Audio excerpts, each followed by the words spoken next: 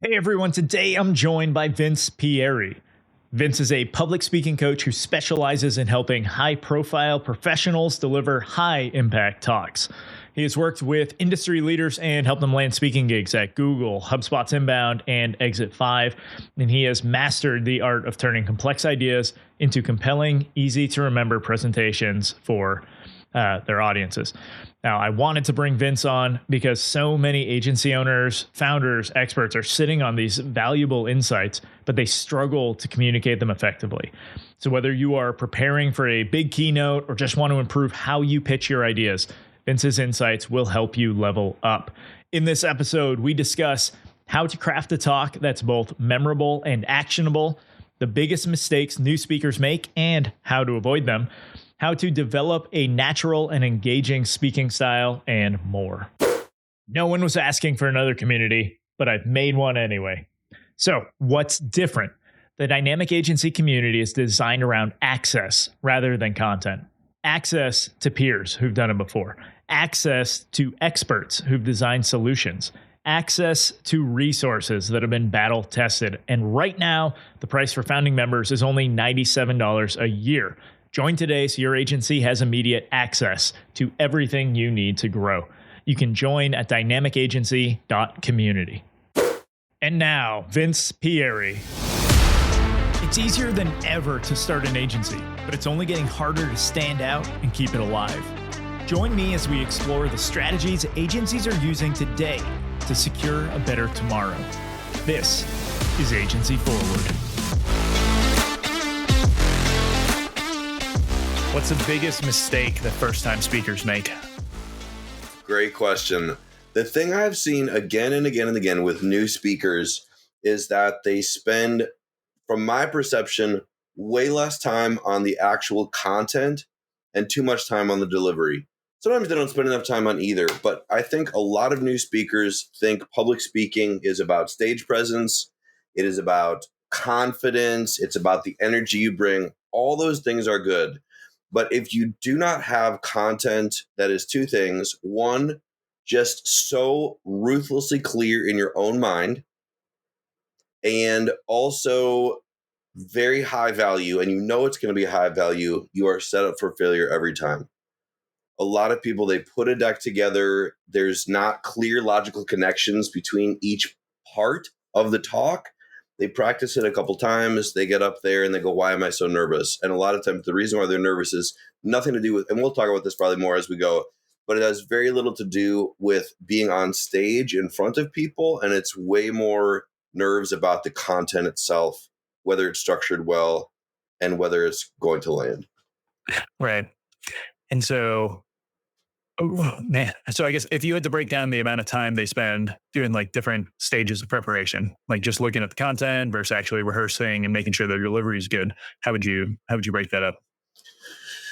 I mean, it kind of depends on the context and the speaker, right? But a lot of times, well, to be honest, a lot of times it's not a lot on either one, but they oftentimes can't trace the problem back to the content piece. Like for reference, when I'm working with clients or my own talks, it is 90% content. 90% of the time is spent on crafting the content, making it dialed in with, the tweetable one-liners, analogies that you love to share and that totally get the point across, great examples, and just that super clear linear logical flow. That is not an easy endeavor to really nail that. And so that has to be where most of the time is, like vast majority. Once speakers get going, after you get used to writing content in that way, you can spend usually, you do 1 or 2 reps of practice and you're ready to go. But if the content isn't dialed in, you're spending so much time practicing and it doesn't even really help you because you're practicing content that you don't love to do. Has that been your experience? Do you do some speaking? Yes, I do. What's your own journey been? Yeah, so a lot of like virtual presentations for the most Yep. part. Actually, I had probably my favorite presentation. It was a speech I had to do for when I was in the Army as a company commander at infantry OSA training. And we, Yeah. so This is probably a fun story to share with everybody. Yeah, do But it. so we have this turning blue ceremony. It's where all of these new trainees have become infantrymen, right? So it's a big deal. They get to put on their blue cords, on their dress uniforms, look cool. And so I made the presentation about them. Usually everyone was making it about like, oh, the drill sergeants and like this is why we're proud to be Americans. And like I made it about these guys who just spent, 14 weeks going all in on doing this training, trying to make their families like proud of them, all this. That's And cool. and I made a line, I had a line that I wrote, which was like, hey, you need to know that the world is watching, right? Your um, children are going to look up to you. Your peers are going to judge you. Your elders are going to count Mm, on you, and our enemies will fear you. And I had a wow. nice little pause in there, but someone in the audience yelled like, "Fuck yeah!" It was like enough, and I was like, "All right, nailed it." So that was like probably one of my first like big speaking, like engaging speaking engagement. I had a couple thousand people Yeah. there, A but so thousand? yeah, it was a lot of people. That's a Uh, big room, man. but yeah, it was actually outdoors, so like easy to fit Yeah. everybody on Yeah, bleachers. yeah, yeah, yeah. But What did the not prep look normal. like for that? Did you write it all out? Yes, that was actually I was on a trip to Disney World with my family, and I realized, oh, that event's coming up, and so we're sitting on the bus at Disney World, and I just started writing down everything I could think of that I wanted to pack in here, and just how powerful I can make it. That's Um, cool, man. but that's not the norm. Usually, I have a marketing agency like conference, event, panel, or something, Yep, and yep, I'm picking the content. This is what I want to get across for the big takeaway, and I think I'm focusing a lot on the mindset that I want them to walk away from. Usually, like most of the presentations I see are very tactical, and it's awesome if you want yep, tactic stuff. But it's like by just changing how someone's thinking, I feel we can have a more impactful kind of message that gets across. And so I will, and this is where I could probably use tons of your help. I'll get my initial content out and then I'll rehearse it. And in that rehearsal, I'll be like, oh, that part wasn't good. Like I need to go back and refine this, yep, tweak that. It's like watching game day footage, but going back through. And so my after like the fifth attempt, my deck looks completely different than what it did yep, initially. But yep. there's probably a more productive way of actually doing Yeah. that. That makes a lot of sense. And I think a lot of people sort of find their footing with that method. And I think it is a very like if you're just figuring it out on your own, I think it's a great method. After doing that a bunch of times, have do you sort of have a starting template now of like regardless of the talk, here's kind of how the pieces fit together, or does it just completely depend on the talk? For the most part, yes. I think for presentations like this that I'm like planning out, getting ahead of, it's yeah, I gotta doing the intro, like getting a hook in there to get people interested, and then hey, this is the Yep. what's going to be our big takeaway. Let me talk about the status quo. Like, what are we currently struggling with? Here's why. Like, that's actually not the problem. Here's the actual issue we need to get after. And then I go into Mm, like the this is why, this is how I'm thinking about it, and why you should too. yeah, So, makes I don't sense. know if that's the best method, but I think any template can work. If it's well, that's probably not true. There's probably some that work better than others. But the main thing I've seen is if you have sort of a starting logical template for how your thoughts can flow, it takes a lot of the stress out of the prep and then out of the speaking as well. right. So I guess is there a template or like just general template, right, that you would recommend for especially like new speakers Yeah. to be able to just like quickly get their presentation locked in so that they can start rehearsing and get after it? Yes. There are a few different ones that I'll sort of refer to depending on the situation, but there's one main one I use with 95% of my clients. Uh, One of the ways I think about it is like in pop music, it always goes verse, chorus, bridge, chorus. Have you heard that before? Yeah, Are you a musician? I am. What So do you yeah, play? you got there's a guitar back there, and I play a couple Oh yeah, others. I can see the head or whatever. Yeah, the headstock.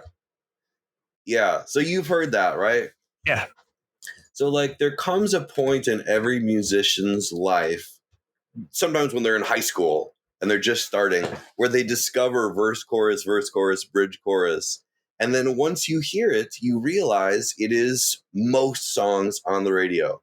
And then that can become sort of your starting point for songwriting. That doesn't mean you have to stick to that every time, but it is a basis, right? It's a foundation. People's ears, even if they're not musicians, even if they've never heard verse, chorus, bridge, chorus, they expect songs to flow that way.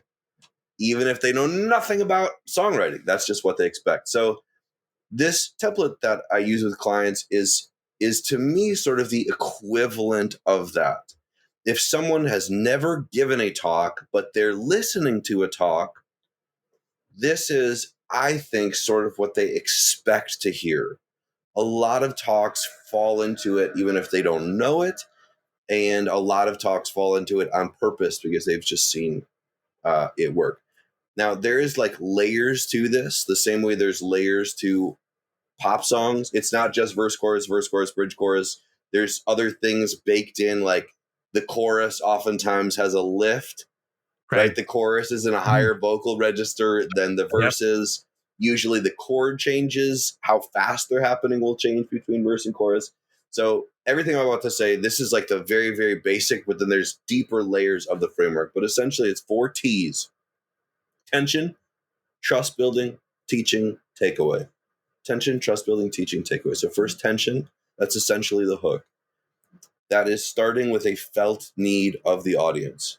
If you want to introduce a new idea to them in the talk, that's fine. If you want to bring a problem to their minds that they don't even know they have, that's fine. But my perspective is the first thing that needs to come out is a felt need that they are aware of. If you are bringing them an idea that is not actually going to solve any real problem in their life, it's probably not the right audience for that talk, right? So you start out with the actual problem that they're aware of that you're going to solve. That's the tension section. There are sub pieces in that, but I'll leave it there for now so it doesn't get too boring. We can go deeper if you want to, but that's the high level. After tension is the trust building section. And this is where you're helping the audience to understand why you are somebody worth listening to for the solution to that problem. Too often, I think people will do the hook, they'll set it up, and then they'll go straight to like, well, here's what you should do, or here's what you should think, or here's how you should change your perspective. But people want to know why they should listen to you before you tell them what to do. You build trust before you build an argument. The fastest way to do that is actually through stories of your own journey walking in their shoes, dealing with that same pain point, dealing with the same problem. So the trust building section is actually not where you say, hey, I've worked with 100 different marketing agencies. Or you say, here's how many people are on my roster, or here's how fast we've grown, or here's what my agency did. It is none of that. The trust building section is where whatever you're teaching them, like I'm just making something up right now, but let's say your talk is about like maximizing one channel first before you go multi-channel for your marketing, right? So if you're going to give a talk on that, which probably your agencies would know that sort of thing, but let's say they didn't, you're giving it to a room of people who don't know that. You want to share the story about when you were trying to manage 10 channels and how hard it was and how horrible it was and how you didn't figure out why that didn't work. You lead with that self-deprecating vulnerability because the vulnerability and the transparency makes people say, oh, this guy gets me. He's not trying to lift himself above me. He's being so humble right out of the gate. And he knows the pain. So it's tension, then it's trust building. If you execute those two things well, it should by this point be notebooks out. People want to write down what you're about to hear because they understand the problem. They understand that you understand their problem, and they trust you at least a little bit enough to listen to the answer. And I'm a big fan of 3-point talks. 1-point talks are also good. I'm not a fan of anything above 3.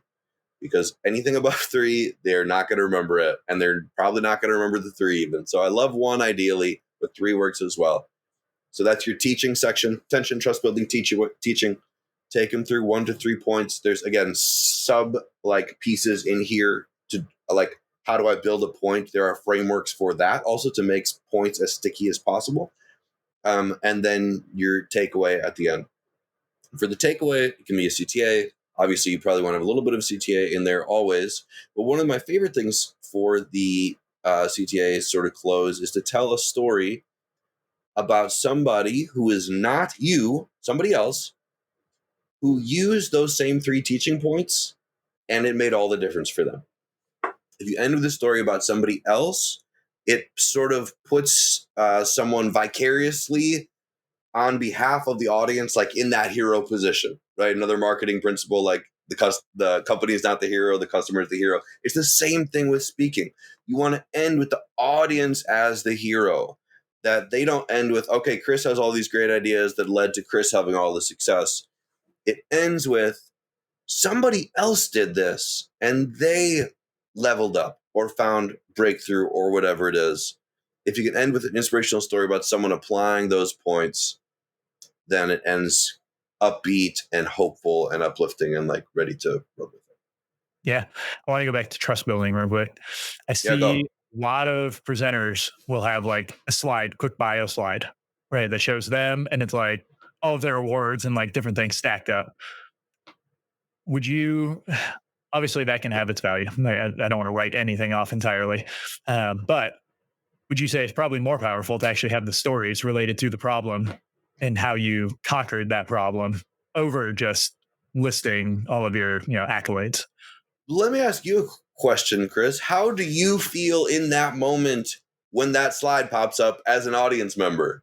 I guess it depends on why I'm listening to them, but that requires some kind of know ahead. Like if I'm aware of the individual and stuff, like I already know. Like, tell me the actual stories. Like, I know what accolades you have.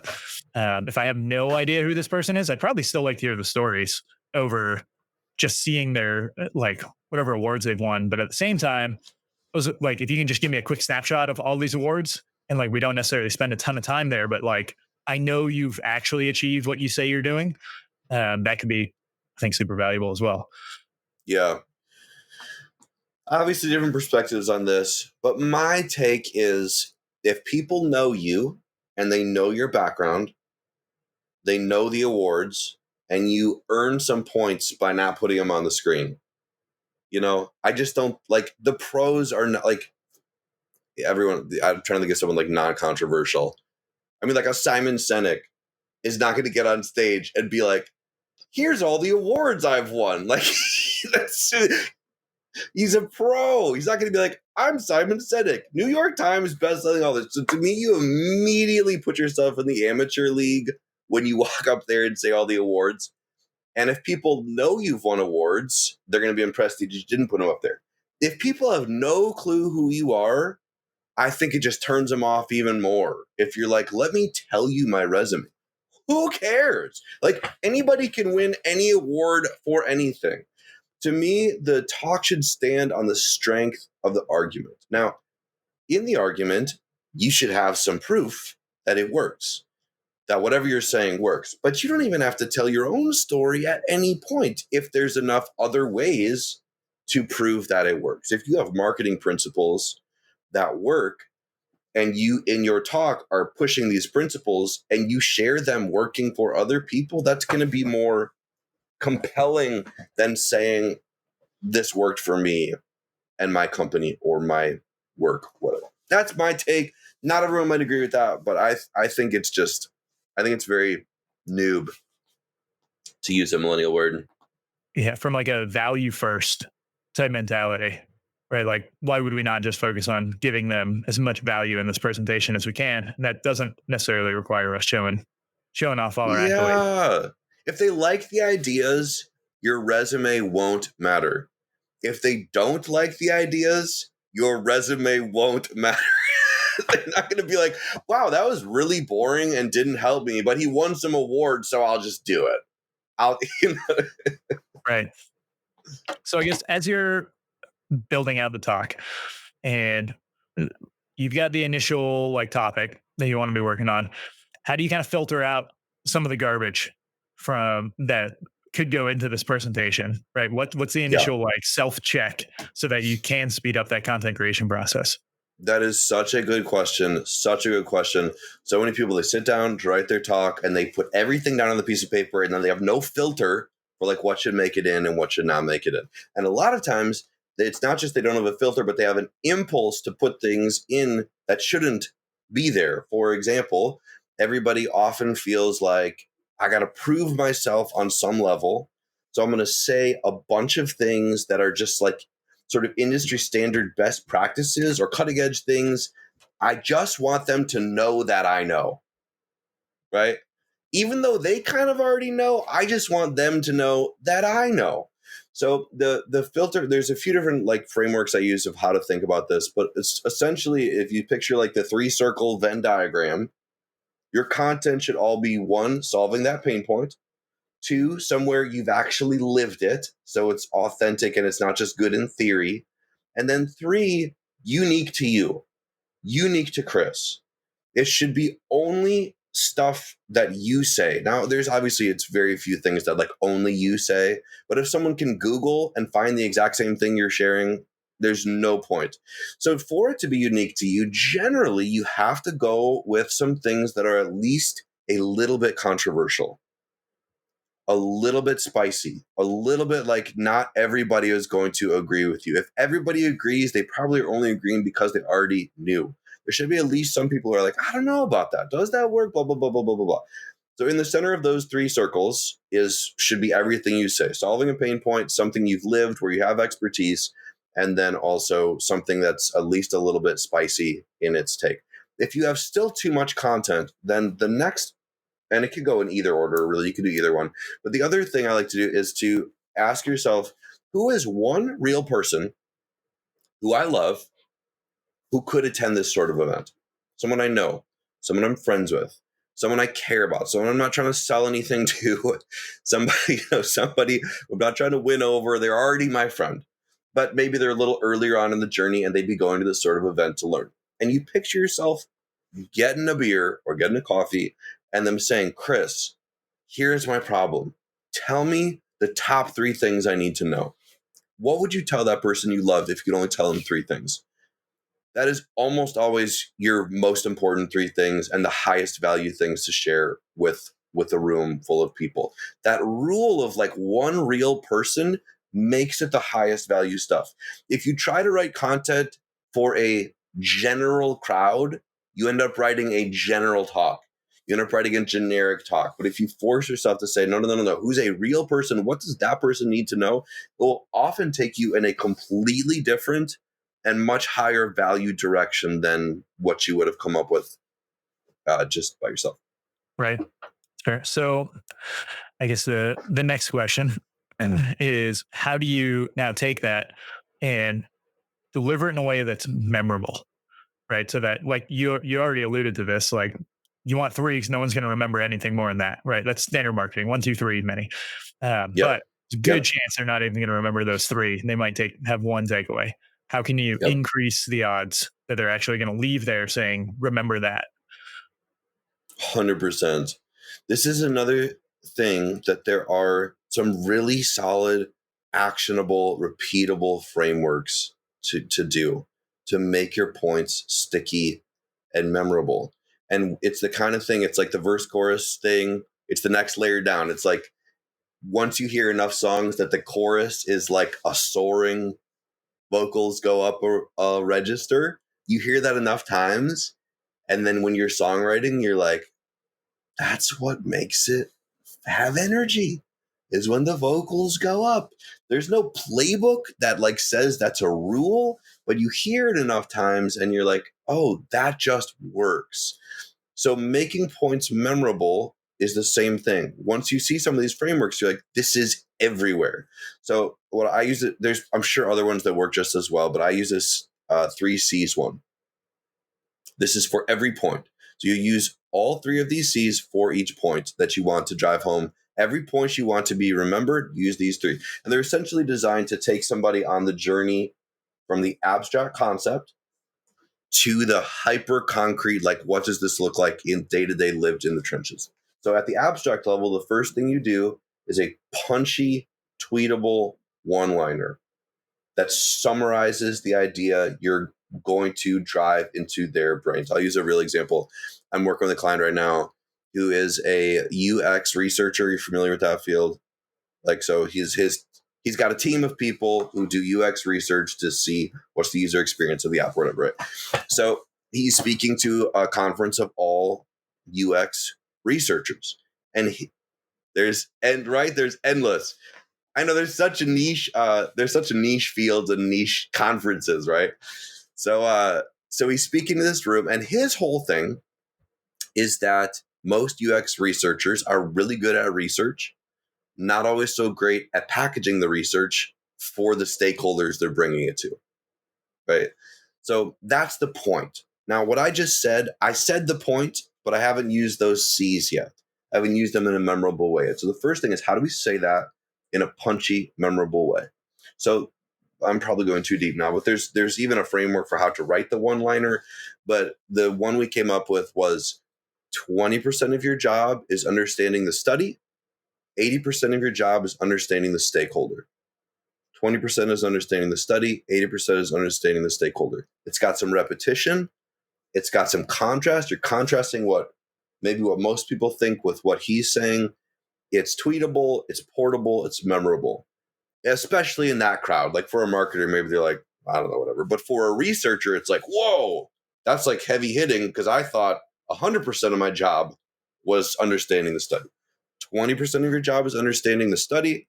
80% of your job is understanding the stakeholder. Then after that catchy one-liner, you go to some sort of creative analogy to drive that idea home. And that's where you're taking that principle and you're trying to take that principle, somewhat of a first principle, and say, what other things in life feel that same way? That's sort of how you write an analogy. So for his, he talks about how like, gosh, now I'm getting confused in my mind whether this was for a different point, because there was some overlap between these points. But I think this was the one where he says, he puts up a picture on the screen of this like beautiful snowy street. There's this beautiful house and there's light. I think it was like a Christmas picture maybe. There's all this stuff. And it's this beautiful scene. And then he takes it down and he says, what color was the door in that picture? And no one in the room can remember, right? Why? Because they put all of the information from this study rather than trying to understand what the audience actually needs to see in that moment. So now we've got this concept, 20% of your job is this, 80% is this. But now we have this illustration that shows how information overload prevents you from really seeing the main thing that you're trying to get across. Then he takes them to, how do you actually put together research in a way that is palatable and makes sense for your stakeholder, down to like a step-by-step framework they can use. By the time you've gone through those three things, at the other end of that, it is generally pretty obvious. You get a certain level of memorability with the one-liner. The memorability goes deeper with the analogy, and then it goes all the way deepest when you take it down to the concrete level and say, this is literally what it looks like. If you structure 3 points that way, usually you'll get people remembering at least one of them, sometimes two. And if they're really wanting to like apply what you're saying, they'll write down all three and they'll come back to them and use them. Right. Yeah, I think it's like the repetition on different levels of thinking. Yes. Right? Like, yes. It's taking one idea and hitting it in that abstract, a little less abstract, concrete, different levels of your own thinking. You get the same idea across that spectrum. My take is that's the stickiest way to get an idea across, especially when you're speaking. Yeah, I feel like it captures any, like if someone isn't an abstract thinker, then you still have the chance to capture their attention with it. And so yes. You get the spectrum of people and you get the spectrum within everybody's brain as well. The other nice thing about using those 3 C's, catchy one-liner, creative analogy, concrete examples, is that you never have to wonder what's next in your talk. For the rest of your life, you say, I'm going to make a point, I'm going to give an analogy, I'm going to give an example. Next point, one-liner, analogy, example. And a lot of times, like he used a picture for his analogy, but a lot of times the analogy is a story from your life, or it's just a straight analogy, some day-to-day thing, going to the gym or going to the grocery store or whatever. A lot of people who use this framework, their deck will be 5 slides total for a 30-minute talk. because it's just so stupidly linear in their own minds, and they're running the same play for every point. Now, if they want visuals to back it up, that's fine, but they're not trying to remember what's next because they know tension, trust building, teaching. For every teaching point, these 3 C's, takeaway at the end, bada bing, bada boom, I'm in and out. And this thing comes alive in them where they can really start to connect with the audience because there is zero brain power wasted on what am I saying next? So much brain power is just lost by people trying to remember how their freaking deck is set up. And when you remove that, a lot of people, they're just like, oh, I actually like doing this because I'm just speaking straight to people, heart to heart, if you could say it that way. I like this because I feel like you can even blend this with like one of the other ideas that I've seen was just being able to go in with like a specific framework that you're teaching, and the power of having this framework is I could have an hour presentation or a 20-minute Yep. presentation, and Yep. I know what I'm talking about because I know the framework. It's just how deep do I go into it? But then 100%. you could literally take these 3 C's and apply it within like I can do an hour on this and still apply that same focus to be able to hit all those points, or I can speed it up, do it in 20 minutes and get the Yes. same result. Yes. So, Yes. You can elongate each part, or you can add more points in if you wanted with those 3 C's, throw a few more points in. And there's obviously other ingredients besides just those, but essentially those 3 in combination will make a point just land so hard. you're already making me rethink one of my upcoming presentations. So this is good. I love it, man. Once you see it, it's like, it's so freeing because you're like, I don't have to waste any mental energy on how to write the talk. It's like when you're writing a pop song, you're not saying what should be the first thing. You're like, we're writing a verse. Let's spend our energy on what the verse is, not should we do a verse first? Should we have a chorus? It's like, we know there's going to be a chorus. So yeah. Right. Yeah. And I'm usually guilty of doing a lot of slides, but clicking through them fast. Like Yeah. it's like I'll just have a couple words on a slide to really punch home a point as I'm talking, and then the next slide will have some graphics that I'm working through. Yep. But like I've done a 45-minute presentation that had like 100 plus slides, and I was just Yep. clicking. And so yeah, I'm capturing people's attention, but they're probably also not retaining everything because like things are flashing so fast. It might actually give them epilepsy or something. Yep. And I'd be curious if we were to look at one of your talks, I'd be curious if what is actually happening. Like if you were to take that presentation and put it into a Google Doc, do you actually have not like put the slides in Google Doc, but just put the logical pieces in a Google Doc? I'm sure you don't have 150 points. You probably have a few main sections. So what is each of those slides really doing in terms of like rhetorical elements? Is each one of those an example of a point?